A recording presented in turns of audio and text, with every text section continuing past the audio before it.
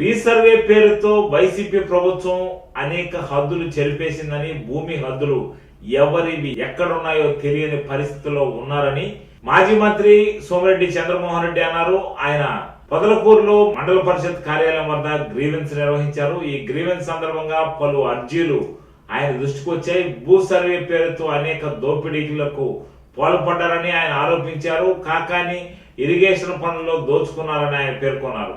ఈ కార్యక్రమంలో మండల స్థాయి అధికారులు, టీడీపీ నేతలు హాజరయ్యారు.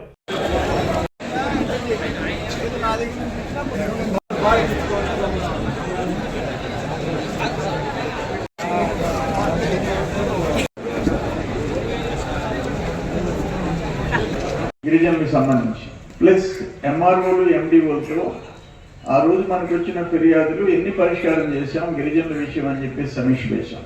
సరే, ఇప్పుడు పొదలకూరు మండలం పెట్టాం, కొరవమూరు మండలాలు కూడా తొందరలో అవుతుంది.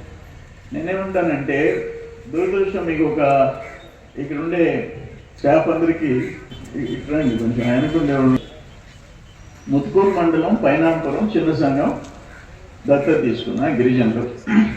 ఆశ్చర్యం ఏంటంటే, ఆ రెండు సంఘాలు కలిసి దేవరదింప గిరిజన కాలనీ, చిన్న సంఘం రెండు అదే పంచాయతీ, చిన్న పంచాయతీ. ఏమ్మా ఆర్టీఓ గారు, అట్లే 30 రేషన్ కార్డు లేవు, బర్త్ సర్టిఫికేట్స్ లేవు, పొజిషన్ సర్టిఫికేట్స్, వాడు ఉండే ఇళ్ల స్థలాలకి పొజిషన్ సర్టిఫికేట్స్ లేవు, క్యాస్ట్ సర్టిఫికేట్ లేవు, రేషన్ కార్డ్స్ లేవు. రేషన్ కార్డ్స్ 30 మందికి, అర్హత ఉండి వయసు వచ్చి 18 మందికి పెన్షన్స్ లేవు. దాంట్లో కానీ 100 ఏళ్ళ మంది తీసుకొస్తామన్నా, తీసుకురండి అన్న. ఆ వయసు 100 ఏళ్ళు, భర్త లేడు, పిల్లలు లేరు, ఒంటరిగా ఉంది, పింఛన్ లేదు. తీసుకున్న ఫోటోలు కూడా పెట్టాను నేను, గ్రూప్స్లో పెట్టుంటారు. 11 మంది సచివాలయం సిబ్బంది 1వ తేదీ జీతం తీసుకుంటున్నారు. పంచాయతీ సెక్రటరీ గారు జీతం తీసుకుంటున్నారు. ఆయన ఇంకో క్లర్క్ తీసుకుంటున్నాడు. MDO office, MRO office. దేనికి? ఇంతకంటే ఇంకా ఘోరం ఇంకోటి ఉంది. ఏముంది?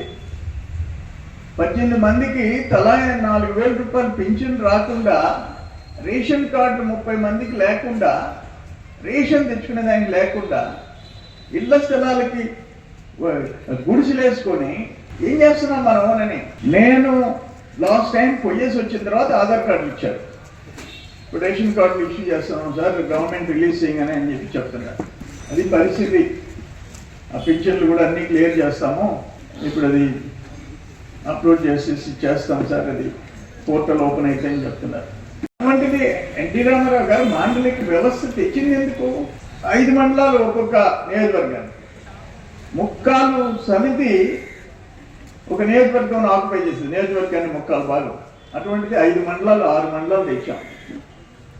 అక్కడ ఉన్న గిరిజన బిడ్డలకి మనం పెన్షన్ ఇవ్వకుండా, రేషన్ కార్డు లేకుండా, ఏమి లేకుండా వాళ్ళ బతుకులేంటి?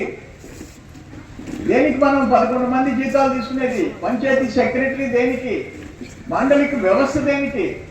మనతో పాటు వాళ్ళు మన గడ్డ మీద పుట్ల నేల మీద. అందుకని నేనేమంటానంటే, ఒక గిరిజనులు మనం రివ్యూ చేసాం. ఎస్సీల్లో ఎంతమంది ఉన్నారు, బీసీల్లో ఎంతమంది ఉన్నారు, వాళ్ళలో కొంచెం శాతం తక్కువ కావచ్చు. నేను ఇప్పుడు నిన్న తీసుకున్నాం, మా అడవి గారు నేను ఒక డెసిషన్ తీసుకున్నాం. ఎంతవరకు మ్యాక్సిమం పేదోళ్ళు, రైతులు వాళ్ళ సమస్యలు పరిష్కారం చేసేదానికి మనందరూ ఉండేది. అందుకని మీరు ఫస్ట్ గిరిజనుల మీద దృష్టి పెట్టండి. ఇప్పుడు పేదోళ్ళ భూములు కొట్టేస్తున్నారు, వాళ్ళ రికార్డులు మార్చేస్తున్నారు. 6.5 ఎకరా సర్వేపల్లిలో గిరిజనులది, ఎకరా 30 లక్షలకి అమ్మేశారు. వావలేటిపాడులో 4 ఎకరాల 20 సెంట్లు. ఈ పక్కన ఏదో ఊరు ఉంది తోడేరా, ఆ తోడేరులో రెడ్డి గారు ఎమ్మెల్యే మంత్రి అయినాడు కదా, ఆయన 4 ఎకరాల 20 సెంట్లు ఆయన 6.5 ఎకరాకి పక్కన ఆక్యుపై చేస్తే 7 మంది హరిజనులది నేను వదిలిచ్చాను 2016లో ఎమ్మెల్సీగా. ఈరోజు నువ్వు చూసిరామ్మా, ఆ 4 ఎకరాల 20 సెంట్లు వాల్యూ 25 కోట్లు. 25 కోట్లు 7 మంది డైరీ ఫామ్ పెట్టుకొని నీట్గా మనం పోయి చూసి వచ్చారు. హ్యాపీగా ఉన్నారు. ఎవరు? దళితులు. వాళ్ళు కలెక్టరేట్కి తీసుకుపోతే ఆడవాళ్ళు వచ్చినారు, ఆ పేర్లు ఎవరి పేరుతో ఉందో 7 మంది కుటుంబాలు. వాళ్ళు ఒంటి మీద బట్టలు సరిగా లేవు. మన పెద్దరెడ్డి గారు కరోనా హౌస్లో కూర్చొని హ్యాపీగా ఉంటాడు. ఆయనకు ఉండే జాలక అవసరమా? 36 ఎకరాలు 4 రెట్లు మార్చేస్తారా వైసీపీ గవర్నమెంట్ వచ్చిన తర్వాత?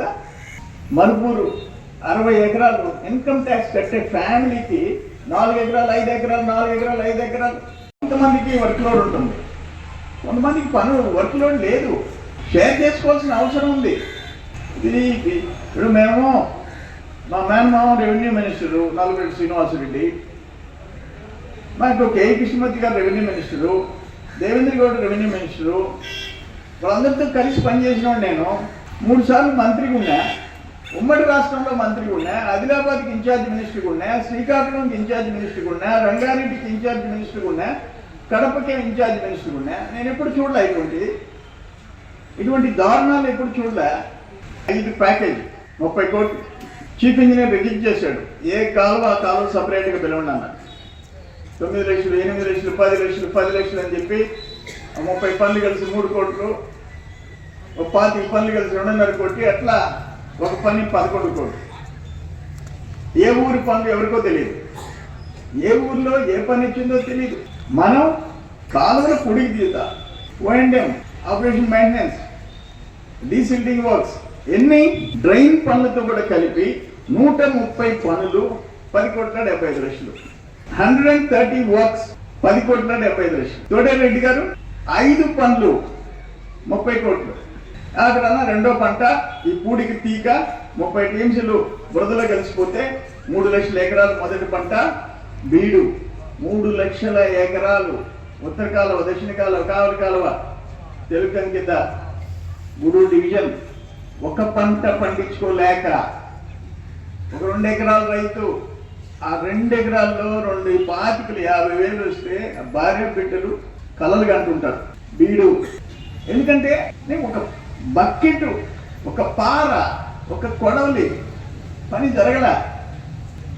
అయితే ఒకటేంటంటే తెలంగాణలో ఎవరు ఎన్ని మంచి పనులు ప్రభుత్వం చేసినా ఒక చిన్న తప్పు జరిగితే తిరగబడతారు, రోడ్డు మీదకి వస్తారు. మనకు అలవాటు లేదు. మనకి గొంతెత్తి ఏం చేసేవాయా, కాలువ పని చేయకుండా డబ్బులు ఎట్ట బిల్ చేశారని అడిగే దమ్ము మనకి లేదు. దురదృష్టం. నేను నోరు పారేసుకోవాల్సిందే. ఒక్క రైతు రోడ్డు మీదకి రాడు. మన హక్కు, మన కోసం గవర్నమెంట్ మనం కట్టే పన్నులతో టెండర్స్ పిలిస్తే నెల తీసేవాడు ఒకడు ఉండడు.